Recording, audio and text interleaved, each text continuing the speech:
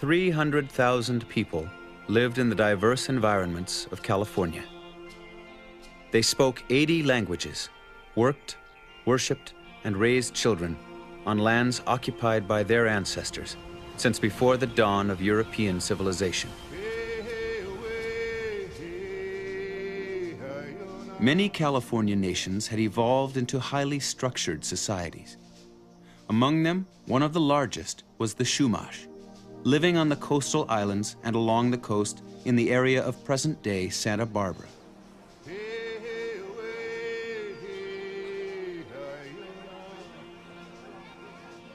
Large Chumash towns supported a professional class of astrologers, priests, government leaders, and healers. Workers belonged to centuries-old craft guilds of basket and canoe makers.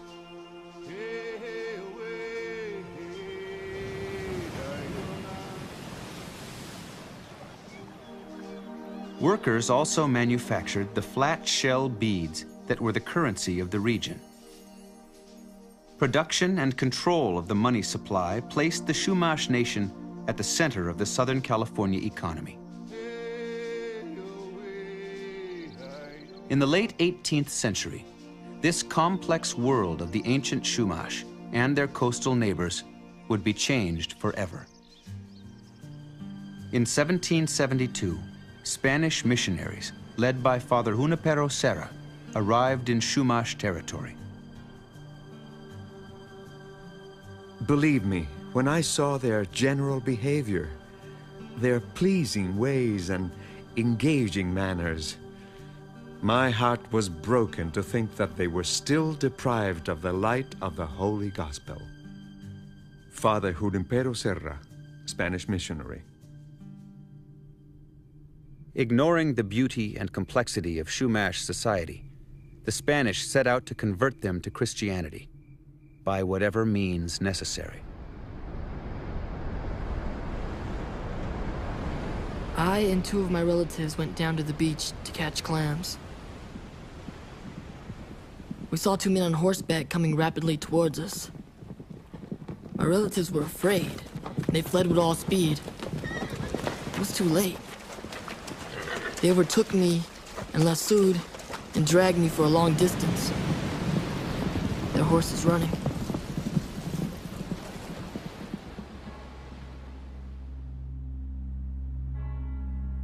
When we arrived at the mission, they locked me in a room for a week. The father told me that he would make me a Christian. One day they threw water on my head and gave me salt to eat. And with this, the interpreter told me that now I was Christian, and that I was called Jesus.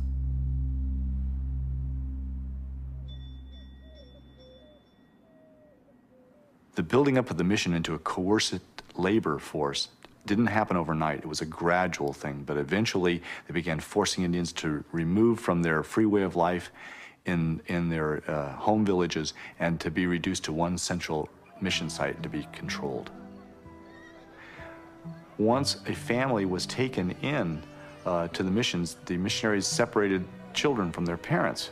All the little boys and the little girls at the age of 6 were locked up in children's barracks. So it was work, religion, and work all day long. Highly structured, highly supervised. Indian people were put to work tanning, blacksmithing, and caring for the mission herds. They made candles, bricks, tiles, shoes, saddles, and soap. Labor was strictly enforced under the discipline of the lash. And thus I existed, till I found a way to escape. But I was tracked, and they caught me like a fox. They lashed me until I lost consciousness. For several days I could not raise myself from the floor where they had laid me. And I still have on my shoulders the marks of the lashes. Hanitil Kumiai.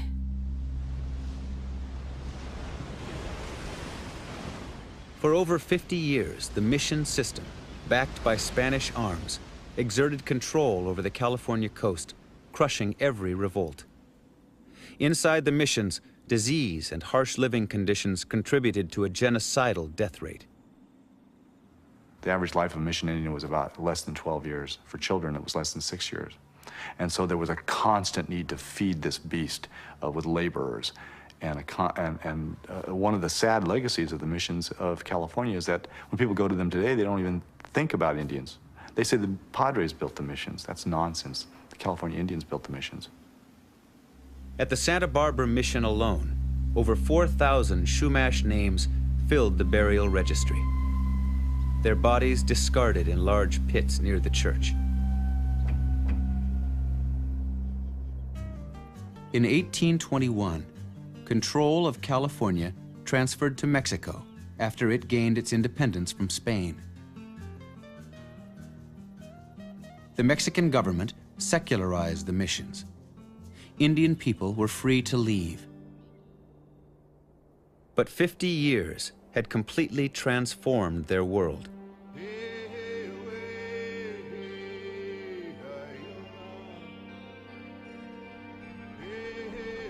Old villages were gone. In their places were large Mexican estates. Even the mission lands they had worked and lived on became parts of vast private ranches. To stand by and watch these men take over the missions which we have built, the herds we have tended, to be exposed incessantly together with our families to the worst possible treatment and even death itself is a tragedy. Mission San Luis Rey, neophyte.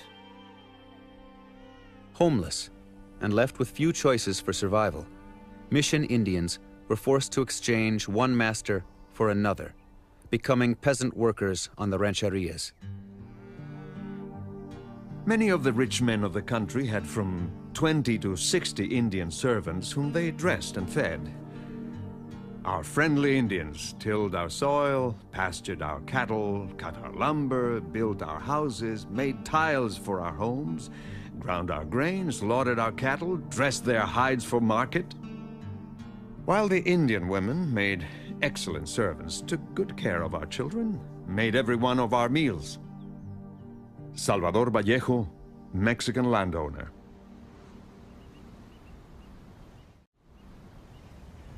In 1848, after the Mexican-American War, California passed from Mexican to American hands. Soon after, gold was discovered in the north, bringing a rush of miners onto the lands of interior nations who had been out of the reach of coastal missions and Mexican ranches.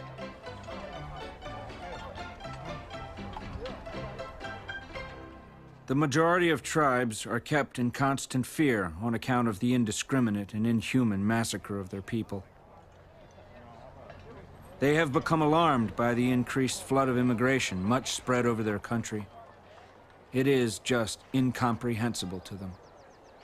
Adam Johnson, Indian Agent. Miners came into Indian communities looking for women.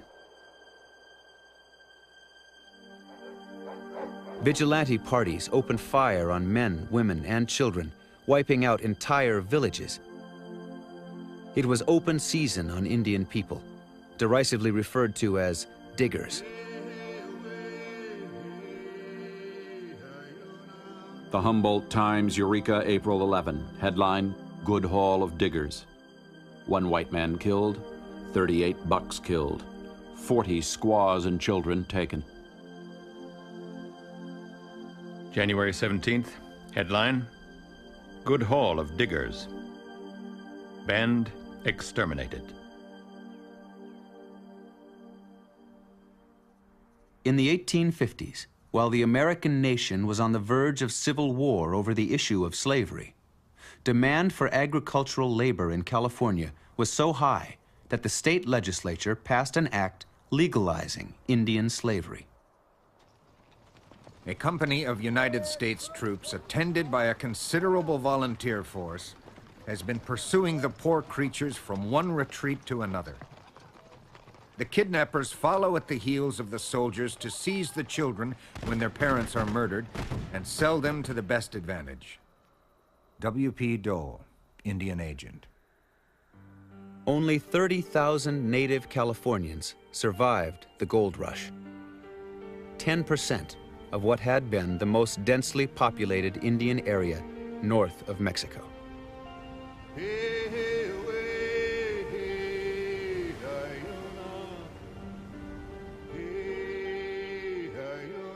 Upon my last visit to Ventura, I saw the last of the Ventura Indians.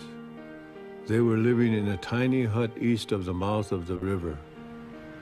One of the old men told me they were very glad that I was not ashamed to talk the Indian language. They told me to continue in the use of it and keep the beliefs. If I did so, I would live a long time. Fernando Librado, Chumash. Fernando Librado lived to be 111 years old. I once went over to Dona Siana's house. I wanted to learn the swordfish dance. After the meal, I asked her to teach me the old dances, saying, "For you are the only ones left who know the old dances." Dona Siana began to cry, and I left saying nothing more. Fernando Librado, Chumash.